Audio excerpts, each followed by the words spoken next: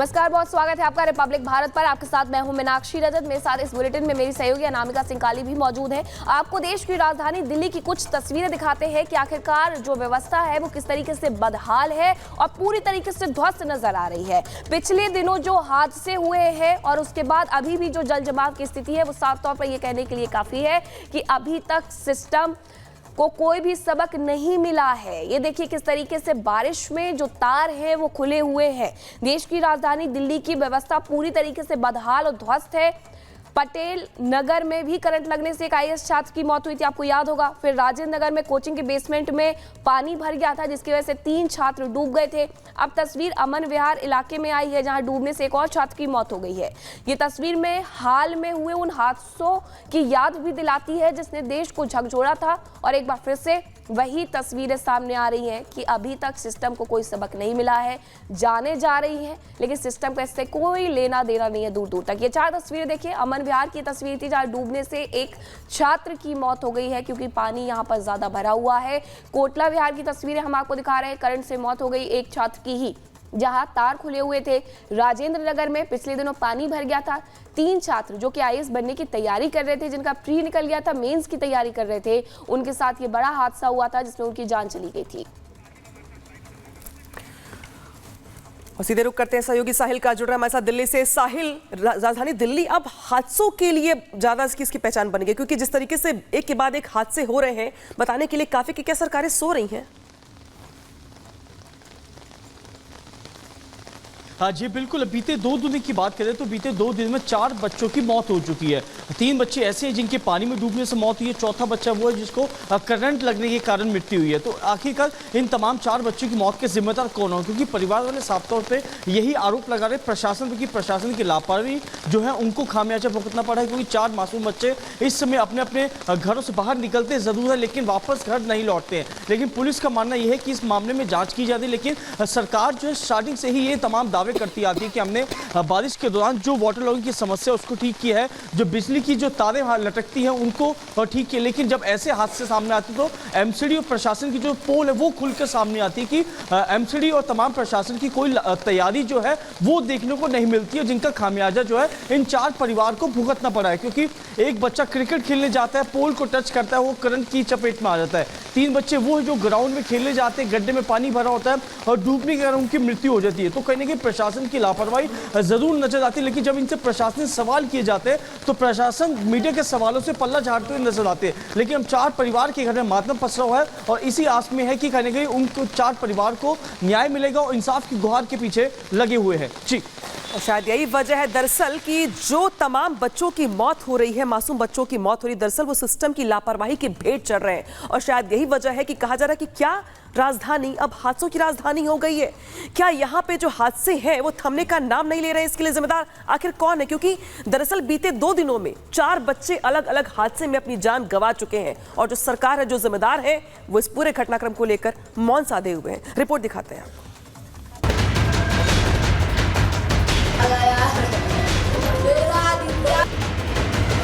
दिल्ली में पानी और करंट बच्चों की मौत का सबब बन रहा है।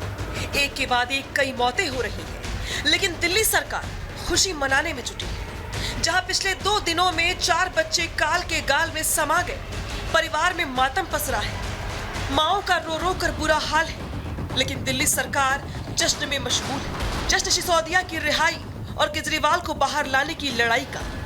आम आदमी पार्टी को ना परिवार दिख रहा है और ना ही किसी का गम दिख रहा है, तो बस वोट बैंक।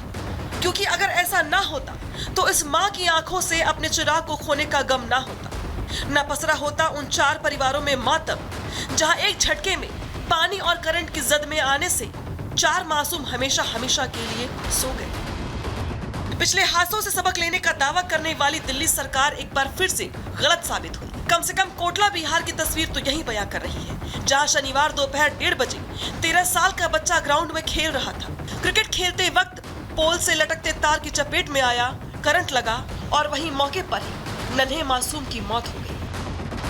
कोटला विहार फेज 2 का एक क्रिकेट ग्राउंड है। यहाँ पे बच्चा कल दोपहर 1:30 बजे के आसपास क्रिकेट खेल रहा था। क्रिकेट खेलने के दौरान उसकी जो बॉल है वो यहाँ पर पहुँच जाती है, जहाँ तस्वीरों में एक लोहे का जो आप पोल देख रहे हैं, इसी पोल के पास जो है वो बॉल यहाँ पे पड़ी होती है। 13 साल का लड़का यहाँ पर आता है, इस पोल को छूता है, उसी दौरान करंट की चपेट में आ जाता है। पोल के संपर्क में बच्चे का पैर आया, वो तड़पता रहा, मदद के लिए चिल्लाता रहा, लेकिन करंट का झटका ऐसा कि किसी ने पास जाकर बचाने तक की कोशिश नहीं की। कोई बचाने के लिए आगे तक नहीं आया। मैं जब तक आया मतलब बच्चा तो कोई रिएक्ट ही नहीं कर रहा था, वो डेथ कर चुका था। एक बल्ला लिया जिससे मतलब जिस खंबे से उसका तार मतलब पैर चिपका हुआ था ना, वो हटाया तो मैं देख रहा हूँ ये पूरा जल चुका है उसका। बारिश होने लगी तो मैंने और नहीं हटाया, मेरे को पता था अगर मैं खींचूंगा तो मैं भी चिपक जाऊंगा। को बचा लो, मेरा भाई को बचा लो, किसी ने डर के मारे नहीं जा रहा था मेरे बच्चे के पास। और तार लंगा है, लोहा के पाइप है, उसमें लपटा पड़ा था, उसमें करंट फैल गया। मेरा बच्चा बॉल जैसी उठाया वैसी मेरा बच्चा उसी में चिपक गया। दूसरी तरफ अमन विहार में एक 7 साल के बच्चे की डूबने से मौत हो गई। मामला शनिवार दोपहर 3 बजे का है। बताया जा रहा है कि बारिश की वजह से तालाब में पानी काफी ज्यादा भर गया।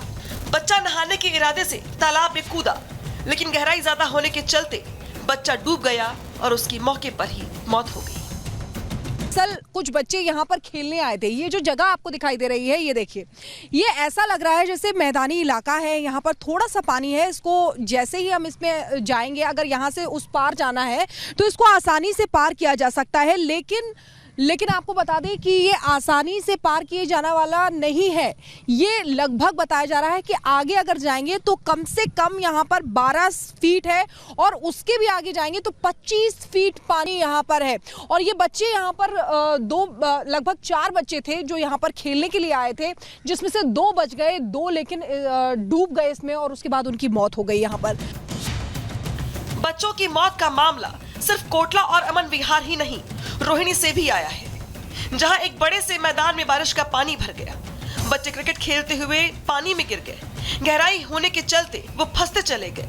2 को तुरंत निकाल लिया गया, लेकिन 2 की डूबने से मौत हो गई। इस मामले में भले ही अभी पुलिस जांच की बात कह रही हो, लेकिन परिवार का आरोप है कि हर साल की यही कहानी है। बच्चे डूबते हैं, शिकायत होती है, लेकिन कार्रवाई आज भी सिफर रही है। उसमें पूरा पानी भरा हुआ है, तालाब है। हर साल यहाँ के बच्चे 2-4 हर साल डूब के मरते हैं, हर साल। कुछ कहना चाहिए? क्या हम लोग तो कम से कम 50 चक्कर विधायक के पास मार लिए, निगम पार्षद उनके पास मार लिए, किसी के पास कोई वो नहीं है।